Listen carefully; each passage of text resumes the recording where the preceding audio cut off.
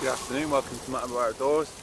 I'm out at my local field. As you can see, the grass and that's rapidly coming up to my head height. So what have I got for you today then? You've seen me with my Nato E-tool, my survival shovel thing in the past, thing that I sharpened up. It's been absolutely fine, it lives in the car. I was offered a chance to try out something called a survival shovel from a company called Sahara Sailor. I think they're a Chinese company. They offered to send me one just for a little look. So let's have a gander at it and see what we've got. So you get a fairly thin case to go with that. Nothing special about this at all. It's just thin material of some descriptions. Nothing fancy. It's got a belt loop on the back. I don't think that's going to hold up for more than 5 minutes, but it's enough to keep everything all together into the kit. So this comes in sections, this tool. You get useless strap which can go in the bin. You get your main shovel component which comes in its own sheath again. Again, this is all flimsy rubbish which I don't really think I'm going to use. Let's get rid of that. So here's your survival shovel head then. You've got a few hex key slots there. You've got a saw, which actually not too bad. Considering you're going to be smashing this into the ground, it's pointless putting a particularly decent saw blade on anything that's going in the ground. Around the edge of this tool has been chamfered. They've put a very crude edge on that, but having said that, it is sharp enough to get through sort of thick soil, some roots and all the rest of it. It secures with this locking collar. You've got options. You can either have it like a hoe, and lock it in like that, so you can sort of hoe along with that, or you can lock it out 90 degrees. This is pretty much exactly the same in its design concept as the Nato shovel that I showed you a long time ago. It's all held together with this one bolt with a nylock nut on the end of it. Fair bit of weight to this. I was quite surprised when it turned up. I was expecting something very light, but I'll give it its due. This thing's actually got a bit of heft to it. So elsewhere in the sections, get rid of that, get rid of the bag. You've got these other two sections that come along with it. Something rattling in there. What have we got? So you get a blade which is actually very sharp.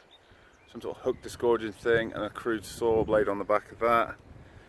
That in turn just screws into this handle to give you a bit of leverage, a bit of grip on it. I don't think I'm going to be using this for anything particularly difficult or hard, because it's the tang's only probably about that long and it's just held in, so I'm going to go careful with that. Again, not UK legal.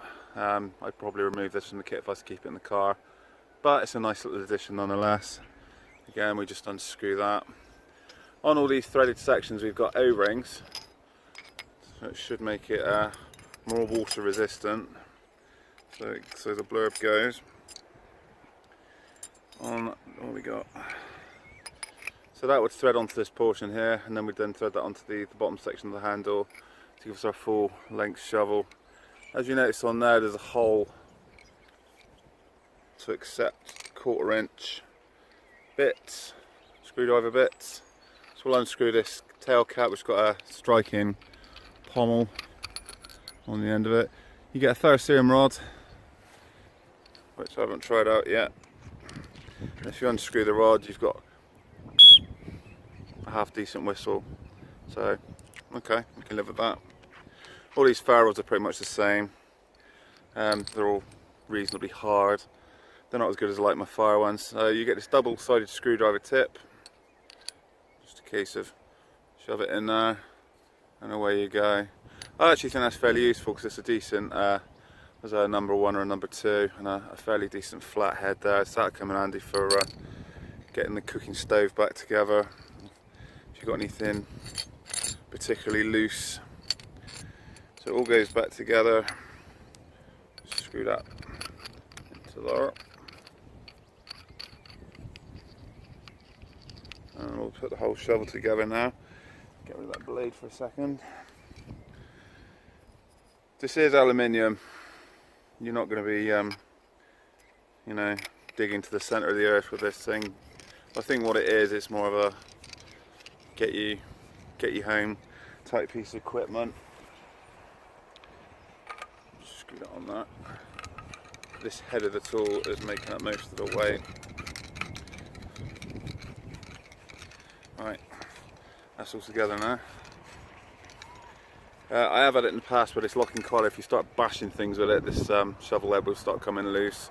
You're going to have to keep retightening it. It has got a steel collar around there, so you're not literally grinding aluminium onto steel. It's steel on steel.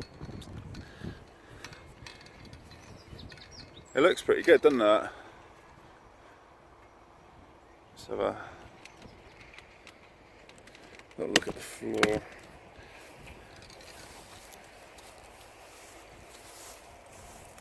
It's reasonably sharp.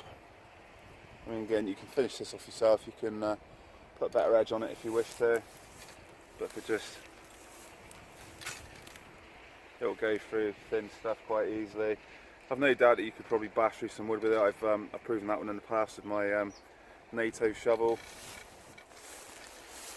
You can definitely chop through wood. But what I did find with the Nato shovel, and probably this one as well, is where you've got this convex shape. When you strike down, it tends to want to glance off, jump off. So overall, my thoughts then on the Sahara Sailor Survival Shovel. At $32.99, I thought it was going to be, you know, it was quite expensive until I got my hands on it and actually realised that you've got a decent thick bit of steel in your hands there. It's been well finished. I'd say the edge is about 80% of the way there. A little bit of a sharpen, and you could easily be chopping vegetables up in the kitchen with this. Again, the saw teeth are good. They're not going to hold up forever, obviously, if you're going to be digging into the soil. The aluminium handle sections, they look well finished. If anything's going to break, it's probably going to be these. This head isn't going anywhere. Again, you're going to have to keep securing this locking collar down, stop things rattling around. But overall, if you can't get your hands on a Nato e-tool, these are pretty good. I'd say this is a pretty close second. Again, alley handle is going to be the weak point, so if you're going to use it for chopping, whatever else, lose 2 sections of the handle and you maintain overall strength. Happy days. Hope you found the little review useful, and I'll see you on the next video. Goodbye for now.